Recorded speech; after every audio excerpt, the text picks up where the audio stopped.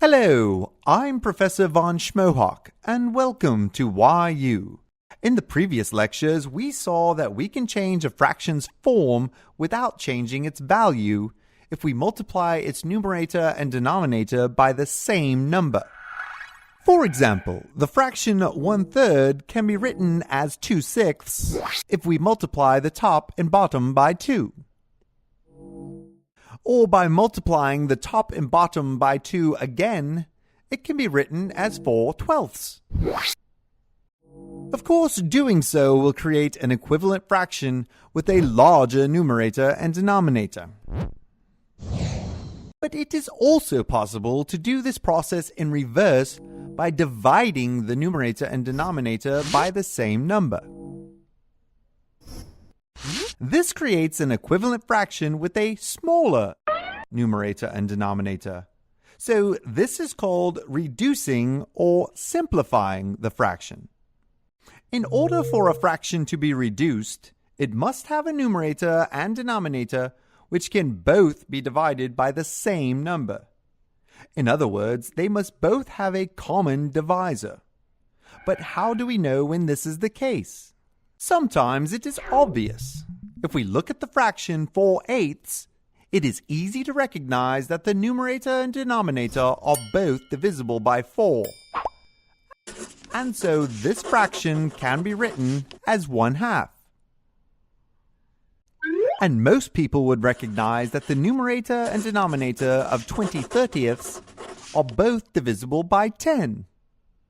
But then sometimes it's not so obvious.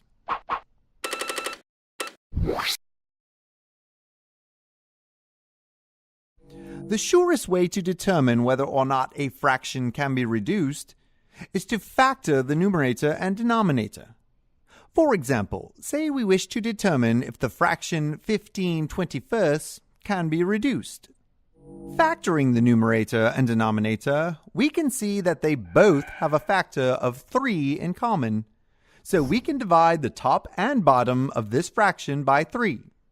Of course, this has the same effect as simply removing a factor of 3 from the top and bottom.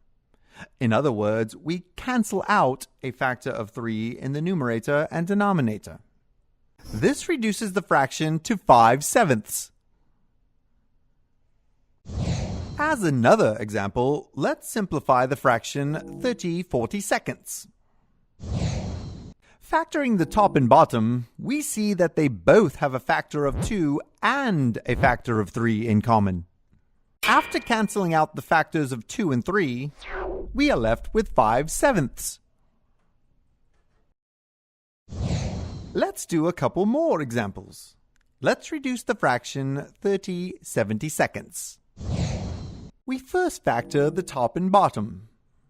This time the bottom has 3 factors of 2 and 2 factors of 3. However, since the top has only 1 2 and 1 3, we can only cancel out a single factor of 2 and a single factor of 3, which leaves us with 5/12.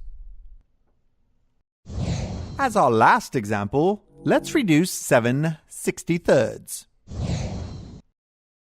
The 7 in the top is a prime number, but we can factor the 63 in the bottom. When we cancel out the factors of 7 in the top and bottom, we will be left with a 9 in the bottom. But what about the top? Since 7 is the same as 7 times 1, when we cancel out the 7s, we are left with 1/9. We have seen that the process of reducing a fraction involves determining which factors the numerator and denominator have in common.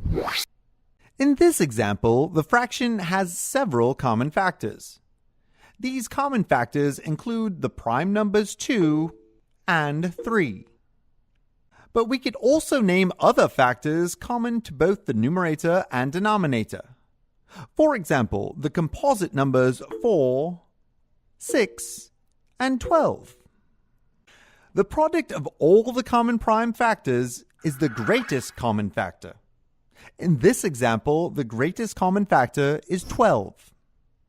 And once we eliminate the greatest common factor, the fraction is reduced to its simplest form, which in this example is 5/6. The fraction 5/6 is called a proper fraction since it represents a value less than 1. However, sometimes arithmetic operations result in fractions greater than 1, called improper fractions. In the next lecture, we will learn how to convert these improper fractions to a different form involving an integer plus a proper fraction.